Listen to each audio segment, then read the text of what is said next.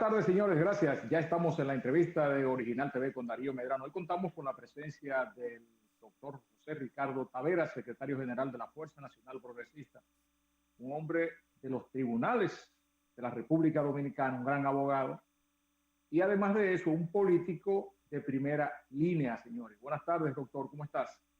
Muy buenas tardes, Darío. Qué contento de estar por aquí contigo. Bueno, el gusto es mío, doctor. Ya era hora.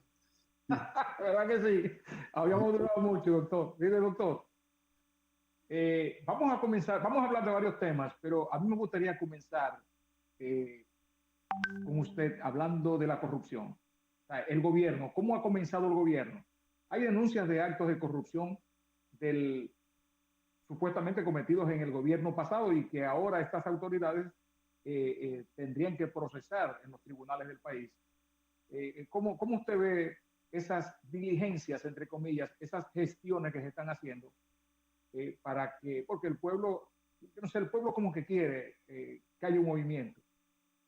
Mira, hay luces y sombras en este proceso.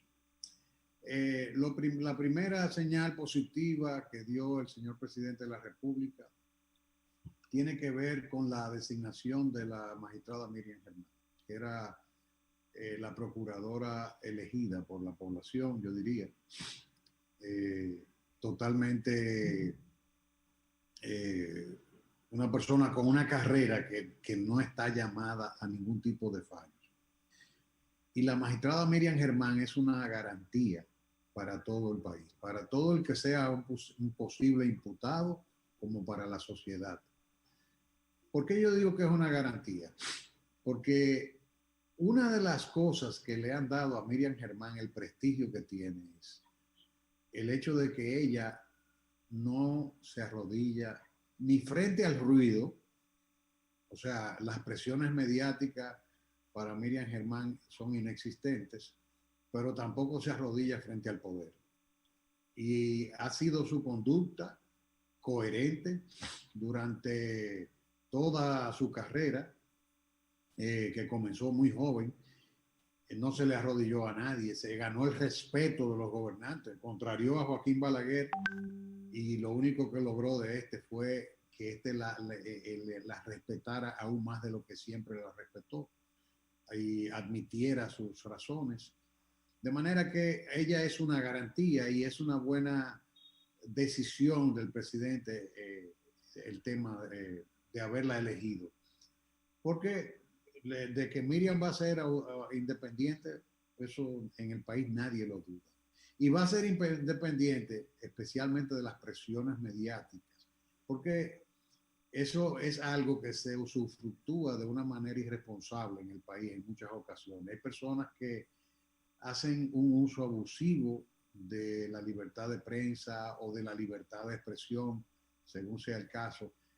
Y para Miriam Germán ese tipo de ruido no pesa, porque ella hizo una vocación. Y la vocación de ella es estar genuflexa frente a la ley. Fíjate que la última declaración que da es diciendo que tomar la decisión de que una persona vaya a la cárcel tiene que ser tomada sobre la base de fundamentos muy fuertes, porque es una decisión, yo diría, grave. Y eso para la sociedad dominicana debe ser una garantía para que no sucedan cosas que ya han pasado, que se instrumentalicen procesos de manera política o con el objetivo de encubrir personas, etc. Ahora, hasta ahí vamos bien. ¿Qué me preocupa a mí en este sentido? Bueno, debo admitir que hay una segunda noticia por parte del gobierno positiva, que es el hecho de que el gobierno ha anunciado que va a reclutar oficinas de abogados de prestigio para que constituirse en parte civil en los procesos. Si eso ocurre, sería otro gran paso, incluso contenido en una carta que yo le envié al entonces presidente electo Luis Abinader, recomendándole algunos aspectos fundamentales con el tema de la lucha contra la corrupción. De parte de la Procuraduría hasta ahora no tengo observaciones porque han llevado sus investigaciones de manera discreta. Ya se está viendo la pasarela del Palacio de Justicia, pasar personas de cierta importancia, señal de que están trabajando. Y me agrada el hecho de que lo estén haciendo con discreción. Tú no has visto una rueda de prensa de la procuradora diciendo que tiene más de 300 fiscales y poner un video, una foto con muchos papeles, justapuestos, haciendo nada, y personas supuestamente trabajando como ocurrió en la gestión anterior. Eso denota también una madurez en las investigaciones que se están haciendo. Todo eso es muy positivo. ¿Qué me preocupa a mí? Bueno, me preocupa, por ejemplo, el discurso del presidente donde se refirió a que los gobiernos del PLD son culpables del desastre de la humanidad y que aquí todo, nada sirve y que no dejaron nada. Me preocupa porque ¿en qué contexto surgió ese discurso? En el contexto en que él estaba reaccionando a una presión de la sociedad con el tema de los impuestos. Y esa es una actitud inmadura. Dijo cosas que un presidente no debe decir. Por ejemplo, eso de que va a perseguir, señor, usted se desprendió de la posibilidad de tener un cuadro político en la Procuraduría General, entonces no diga que su gobierno va a perseguir. Su gobierno va a respetar la independencia del Ministerio Público. Ahora, positivo sí que anuncie el tema de los abogados, pero en el contexto en que se hizo ese discurso fue obviamente un calmante, porque el grito de la sociedad a través de redes sociales y todos los medios de expresión era que cómo nos van a grabar si todavía no hay un preso. Y por ejemplo, un presidente no reacciona de ese modo, porque un presidente y los asesores del presidente deben preservarlo de ese tipo de ligereza, porque ya en primer lugar está indicando cierta debilidad, porque él está reaccionando y ofreciendo cabezas ajenas sin tener en la mano ninguna prueba todavía, ningún elemento. Si tú me dices que, por ejemplo, lo hace como lo hizo Joaquín Balaguer en el año 86, que se sentaba todos los martes en una silla y en un podio al lado de él, sin él decir una palabra, los funcionarios explicaban el desastre que habían recibido, previa auditoría de los procesos y documentación de lo que se estaba diciendo. Entonces ya tú entenderías que el presidente se sienta ahí para decir, esto fue lo que recibí, esto fue lo que pasó, pero el presidente no dijo una palabra. Entonces, eso denota cierta inmadurez preocupante en la actitud del presidente, porque fue populista el anuncio. Y lo que nosotros esperamos, al menos la sociedad que tiene cierto nivel de madurez, que no tiene compromiso con intereses específicos, sino con los intereses del país, lo que debe expresar no es que se produzca una persecución, sino que se hagan primero las auditorías de cumplimiento. Cuando digo auditoría, quizá estoy usando el término fuera del contexto. Son procedimientos acordados, como le llaman los contadores, en los cuales se hace una auditoría del 100% de las operaciones de una institución, se avalan documentalmente y entonces sobre esa base tú puedes determinar que hubieron ilícitos de tal o cual manera. Entonces, hacer eso para poder sustentar un proceso bien hecho. Imagínate tú lo que puede implicar una auditoría de Punta Catalina. Eso tendría que ser firmas especializadas, yo diría que a nivel internacional, con la intervención de profesionales multidisciplinarios, de múltiples disciplinas que intervengan en el análisis de eso, porque tú tienes que tener ingenieros expertos en evaluar incluso... Que sepan de cada renglón. Claro. Evaluar incluso las turbinas. Correcto. Un auditor no te puede auditar, no puede decirte que esas turbinas tienen tal defecto, que fueron adquiridas de X o Y manera, que tienen tales valores. Necesitan auxiliarse de técnicos de disciplinas específicas en el tema. Entonces, el tema no es tan sencillo. Andar pidiendo cabeza es un gesto de inmadurez ciudadana, porque yo no quiero cualquier cabeza, porque ya tenemos un caso Odebrecht donde hay cabezas, chivos expiatorios.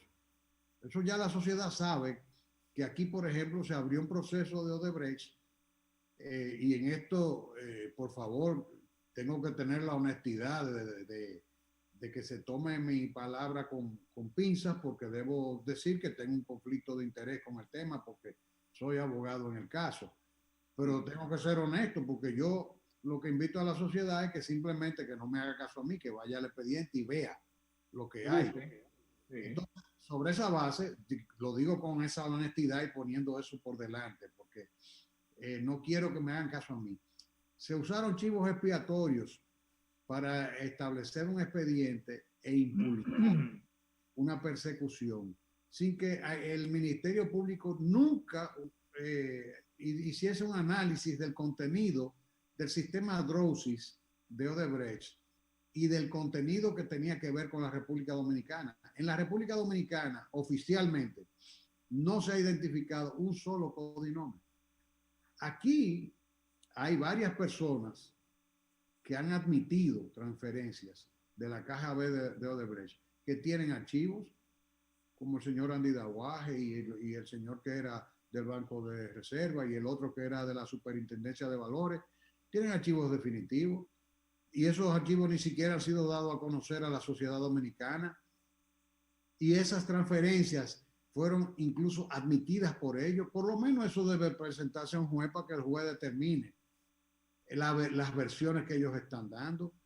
Sin embargo, de los imputados que hay en el actual caso de Odebrecht, tú te pones a mirar, entonces no hay ningún vínculo con transferencias ni demostración de X cantidad de dinero transferido, nada. Entonces, la lucha contra la corrupción hay que ver, porque por ejemplo, yo no entiendo que las actuales autoridades del Ministerio Público, a las cuales uno jamás podría vincular a las irregularidades ocurridas bajo el liderazgo de Jean Alain en el Ministerio Público, pero que estén endosando algo que ellos saben que no tiene sentido. Entonces, yo no entiendo. Yo quiero ver ya no tanto populismo ni un placebo con el tema de que vamos a meter gente presa, cuando es un tema tan serio para el futuro de la República Dominicana. Tengo esas preocupaciones, honestamente, con este tema, que no juegue al populismo con el proceso de corrupción, que las pruebas sean coherentes, contundentes, veraces, fehacientes y que los procesos no se caigan, porque la sociedad dominicana tiene que estar preparada para que ese caso que se abrió de Odebrecht, los jueces sencillamente lo anulen. La sociedad tiene que prepararse para eso. Entonces, anularlo, pero para comenzar otro entonces, doctor. Bueno, es que aquí comenzó una cosa que yo le llamo que en vez de un expediente es un cuerpo de delito.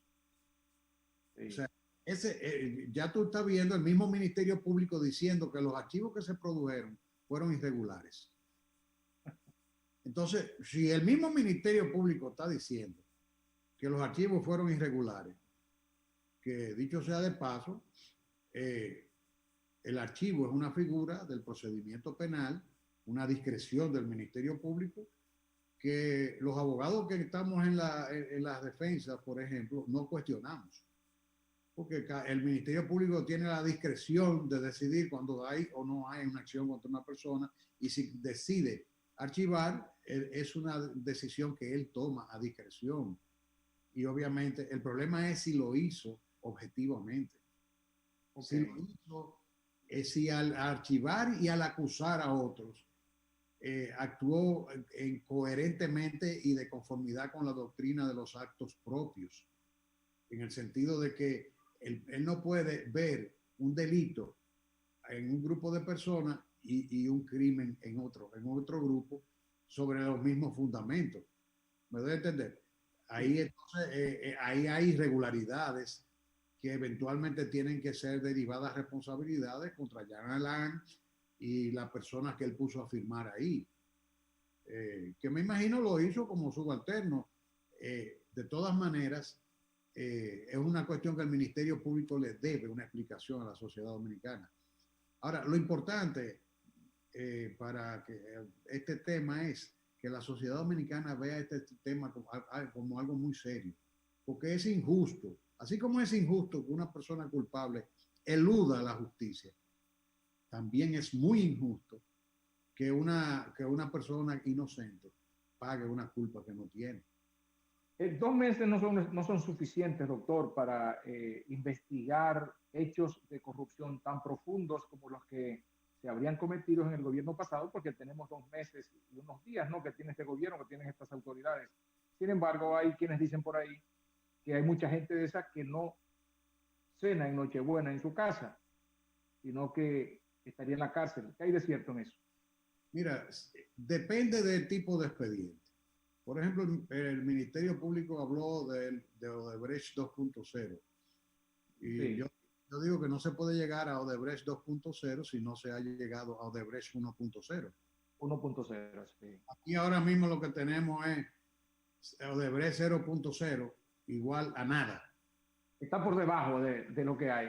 Le llaman Odebrecht 1.0, es un expediente que es un cuerpo de delito, él en sí mismo el expediente, un manojo de papeles que es un cuerpo de delito que debe ser objeto de una investigación y deben derivarse responsabilidades penales contra las personas, autores intelectuales y materiales de ese crimen, que es el expediente, el que entre comillas Odebrecht 1.0 sería el MP, Ministerio Público, o el Jan Alain 1.0, vamos a decir. A ese expediente yo le llamaría Jan Alain 1.0. 1.0. Claro, porque entonces, ¿qué yo espero de un ministerio público liderado por la mujer más acrisolada que tiene el sistema de justicia en la República Dominicana? No, yo espero primero que todas las irregularidades cometidas en ese expediente se deriven responsabilidades, porque es un expediente fácil de hacer. Sí, claro que sí. No, tú comienzas a hacer los interrogatorios y no van a poder explicar cómo armaron ese expediente. Por eso es que yo insisto que es un cuerpo de delito. Ahora, el mismo expediente. El expediente es un cuerpo de delito. Sí. Toda la cantidad de irregularidades deliberadas que hay y cometidas en ese expediente. Y mira que no estoy cuestionando los archivos, las personas archivadas, yo me alegro que los hayan archivado porque eso es lo que la responsabilidad mandaba. Ahora, ¿tú crees que ese expediente se puede abrir y decir que aquí hay un Odebrecht 1.0 sin que previamente esos funcionarios den una explicación? ¿Por qué para lo anterior? ¿Por qué no fueron a Brasil? Si el juez le autorizó. No. El juez se lo autorizó y ellos no fueron. Como fueron los fiscales peruanos, como fueron todos los fiscales que les interesó investigar. Los de aquí no fueron. Eso hay que investigar la razón por la cual no fueron a Brasil. Sí. Hay que investigar por qué, si ellos saben que Odebrecht tenía 2 cajas, la caja A y la caja B, y que la caja A tenía pagos legales, y que la caja B tenía pagos de 2 naturalezas. Eran ilegales todos, pero eso tú lo subdivides en todo. Sobornos y evasión de impuestos. Sí. Entonces, ¿cómo hacía? Es fácil, ese es un caso facilísimo. El Odebrecht 1.0, el verdadero, el que tienen que abrir. Sí, el que debe ser. Entonces tú coges y le dices, el Ministerio Público todo lo que tiene que hacer es solicitarle a un juez que le autorice ir a Brasil, producción de pruebas masivas, se llama eso, y trasladarse para ellos ir a producir todas las pruebas que consideren pertinentes que vengan de Brasil. Agarrar con técnicos, dilucidar con el señor Vasconcelos una verdadera declaración, porque eso que se hizo es una prueba totalmente nula, que no vamos a entrar en eso en el programa porque se nos gastaría el tiempo. Partieron de delaciones premiadas. Ahí no hay nadie que ese señor ¿Qué es esto? no hay nadie, ni una sola persona de los que están acusados ahí. Ese señor dijo, mire, este es el codinome tal, le hicimos una transferencia tal y eso fue un soborno por tal cosa. No hay ni uno solo de los imputados. Nada de eso. Yo reto a cualquiera que lo busque. Entonces, yo espero de este Ministerio Público que una comisión de fiscales se traslade allá y le diga a Vasconcelos, mira, esto lo vamos a revocar, el acuerdo con Odebrecht. Vamos a pedir la anulación porque usted no ha contribuido con... Usted me tiene que decir, de todos estos pagos del sistema DROSIS vinculados a las obras en República Dominicana, ¿quiénes son los codinomes y cómo se hizo el rastro del dinero? Odebrecht es una caja B que partía de un banco propiedad de ellos, que se llama el Mail Bank en Antigua. Y desde ahí empezaban a hacer transferencias en diferentes bancos, iban a parar, después de 3 o 4 transferencias, entonces iban a parar a una cuenta manejada por la persona sobornada. Y eso se pudo establecer, en Perú se estableció clarito, muy claro. Por eso en Perú ha sido uno de los países más efectivos en la persecución. Sí, en la persecución de ese caso, sí. Argentina, por ejemplo, Argentina simplemente oyó la denuncia cuando el Ministerio Público, que actuó con honestidad, dijo, bueno, espérate, yo no tengo forma de establecer cómo se produjeron esas transferencias, no me han dado la prueba, no tengo la oportunidad. Archivó el caso. ¿Por qué? Porque tú no puedes presentarle a un juez que se respete, porque el gran problema del sistema de justicia en la República Dominicana, ¿tú sabes cuál es? Ya no es tanto la corrupción, porque el problema es que hay muchos jueces probos y cada vez más capacitados. Ya es el miedo el gran problema de la justicia dominicana. Sí, sí. El temor que tienen. Entonces, con el tema de la corrupción, lo que está pasando es bastante grave. Entonces, yo aspiro de este Ministerio Público un viaje a Brasil, pero con el objetivo de decir del 1 al 100, todas las operaciones, el 100% de las operaciones vinculadas en el DROSI con la República Dominicana, porque a partir de ahí me pueden decir quién era el alemán, quién era Chacabana, quién era Casaúl. Casa Grande. Todas esas cosas tienen que... Y detrás de cada una de esas cosas tiene que haber una persona. Y detrás de esa persona hay un rastro del dinero para tú poder hacer el caso de Odebrecht. Entonces, yo quiero ver al gobierno cooperando con el Ministerio Público y dotándolo de los recursos para eso. Y no se puede estar contando con la Cámara de Cuentas para que haga las auditorías, porque no tiene el personal para ese tipo de cosas. Entonces, ahí es donde vamos. Vamos a ver, hay que darle un compás de espera. De mi parte, yo no soy de los ciudadanos que tienen prisa. Yo quiero un proceso lento, porque vísteme sostenido, bien documentado. Por supuesto, porque yo soy abogado. Preparar una cuesta tiempo, antes de tú lanzar tu demanda. Cuando tú haces así, el cliente viene y te cuenta tal cosa, esta es mi versión, tú vienes, la pones en un papel y no la tienes preparada y estudiada. En el camino es muy previsible que eso se te caiga. Sí. Entonces a veces, por ejemplo, a veces a mí me pasa como abogado que los clientes me dicen, pero doctor, ¿y por qué usted no acaba de mandar algo? Bueno, mire, muy sencillo. ¿Usted quiere que su caso se caiga? Vamos. Ahora, cuando tú vas a abrir un caso para que sea ganador, tú lo preparas muy bien. Y eso los abogados lo sabemos. Tú lo estudias, todos los pros y los contras. Porque de lo contrario, y eso le va a pasar al Estado, si actuamos con prisa, con la presión que está poniendo esos sectores de sociedad civil, que lo que quieren es morbo y prisión, así sea injusta, para poder seguir diciendo que el sistema de justicia no sirve cuando se caigan los casos. No, bueno, así no debe ser. Doctor, la política migratoria de República Dominicana, usted fue director de migración en una época en la que yo creo que por lo menos se respetaron muchos procedimientos, sin temor a equivocarme, creo que sí, porque pero fui muchas veces a entrevistarlo a su oficina y yo veía cómo se manejaban los asuntos migratorios, que es totalmente diferente a como se está haciendo ya hace unos cuantos años para acá. Y eso obviamente ha provocado una reacción de ustedes en la Fuerza Nacional Progresista que han mantenido una siempre una política coherente en respeto a la soberanía del país, en respeto a la Constitución y a los procedimientos migratorios. Ha habido una especie de tela de juicio que han querido poner a circular algunos sectores interesados en el aspecto de que aquí se acepten como refugiados políticos a muchos inmigrantes que salen de su país, pero no tanto por la situación política, sino porque la cosa aquí está mejor, pero viven en una situación de ilegalidad total en República Dominicana, desobediendo incluso las leyes migratorias y no se ponen de acuerdo ni siquiera con la documentación que le exigen las autoridades. ¿Cuál es su parecer en torno a eso? Mira, el país tiene que prepararse para turbulencias con el tema migratorio, porque la agenda del gobierno es hipócrita.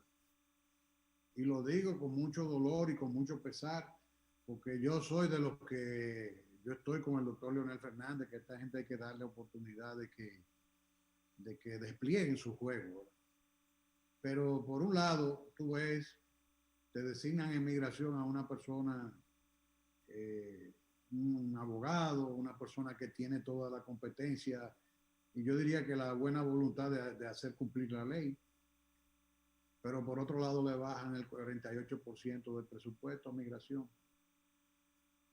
Entonces, por un lado, te designan entonces el Instituto Nacional de Migración a Wilfredo Lozano, que es, yo diría que una de las inteligencias fundamentales que sirven de sustento al fundamento teórico de la lucha de derechos humanos, entre comillas, que no es más que el drama, que el usufructo del drama ajeno, que se dirige desde las ONG, gente que vive de eso, y que, por ejemplo, ahora mismo le acaban de aprobar en la Unión Europea 1.5 millones de euros para ser ejecutado en 3 años en la República Dominicana. ¿Adivina con qué? ¿Para qué? ¿Para qué? Para ellos ejecutarlo en base a luchar contra la deportación. Pero es que eso no puede ser. ¿Cuál es la parte legal que ellos tienen? Cuando tú lo ves y ellos lo dicen muy bonito, que no, contra la libertad, los derechos humanos de las personas migrantes o de los ciudadanos haitianos en la República Dominicana, a favor de los haitianos, y lo está donando la Unión Europea. Entonces, eso por un lado, o sea, ya están provisionando esos grupos con recursos suficientes. Porque estamos hablando de que eso es a 3 años, estamos hablando que tienen solo por esa vía 500 millones de euros. ¿Tú me estás oyendo bien? Pero ellos tienen esos mismos aportes económicos. Ellos lo hacen en España, por ejemplo, en Melilla, en la zona sur de España, para evitar la migración de los moros y de los africanos. No, ahí no, porque ahí no. Ahí es control migratorio, lucha contra la trata. Tú ves. Ahí es otra cosa. Por Dios, Darío, no te pierdas. Ahí no hay dinero para eso. Entonces, vamos a estar claros. Nosotros tenemos que prepararnos. Entonces, el cerebro de ese grupo es el director ejecutivo del Instituto Nacional de Migración. Y desde ahí se está orquestando un plan para que el país asuma la Declaración de Cartagena, que hace una ampliación de la definición de los refugiados, que pondría al país automáticamente en una apertura para que la comunidad internacional intervenga en los asuntos que puedan suceder en esa materia. Con Haití al lado, nada más peligroso que tomar una decisión de esa naturaleza. Pues eso se está impulsando desde el Instituto Nacional de Migración. Ellos siguen con la unificación de la isla, entonces. Bueno, yo no uso mucho el tema de la unificación de la isla porque a veces la gente cree que uno está hablando de una quimera, de una tontería. Sí. Pero que la gente piensa que la unificación de la isla es arriar la bandera. La unificación de la isla es precisamente permitir que esta mezcla siga avanzando y que esta cohabitación y que ese derramamiento de población que se produce de Haití se haga una cosa natural, de manera tal que se haga irreversible la repatriación de esa migración irregular, que no es migración, ¿eh? Problema migratorio tenemos nosotros con los venezolanos, que hay 30 o 40 mil venezolanos irregularmente que han venido aquí legalmente, porque ellos entraron en una política de exención de visado para ellos. Entraron legalmente, pero ¿qué pasa? Han permanecido ilegítimamente. Eso es una distinción que hay que hacer.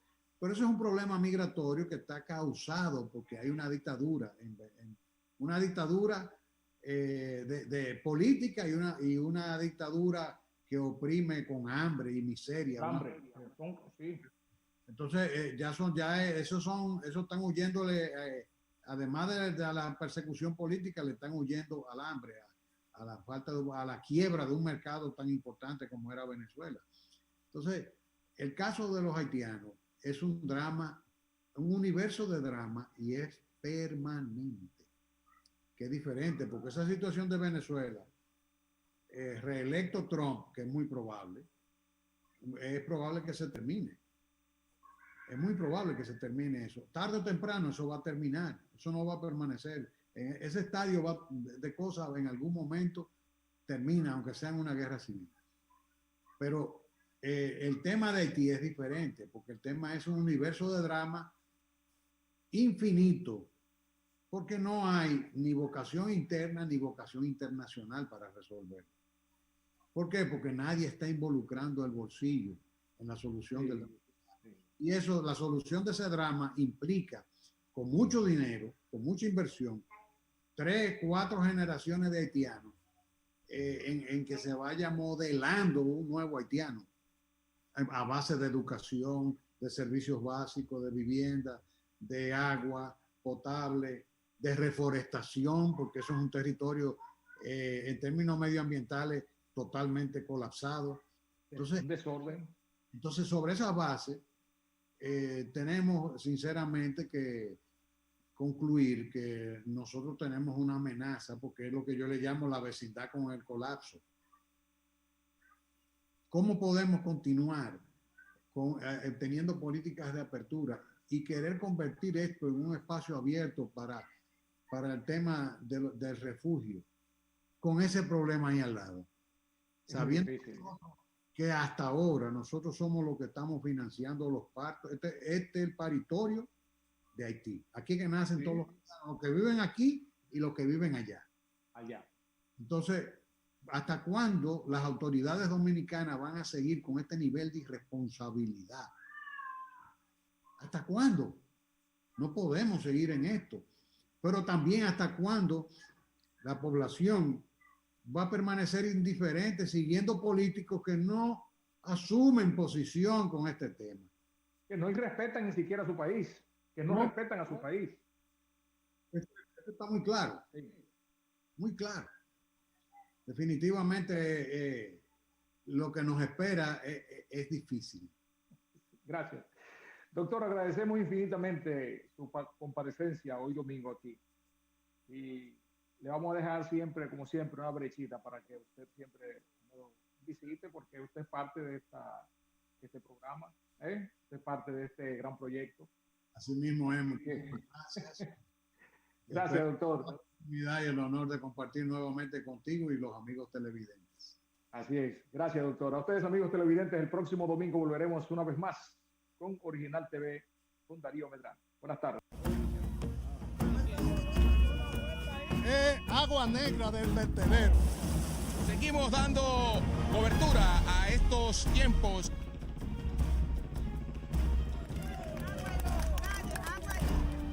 La plazoleta La Trinitaria se cae a pedazos.